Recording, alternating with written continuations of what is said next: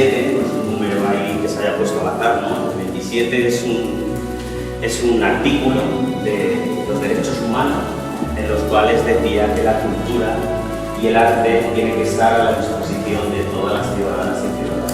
Por lo cual, en nombre de la Corporación de Ologao, pues agradeceros ese vínculo que estáis haciendo entre todas vosotras, esa correa de transmisión de lo que es la cultura a todos los no entendidos.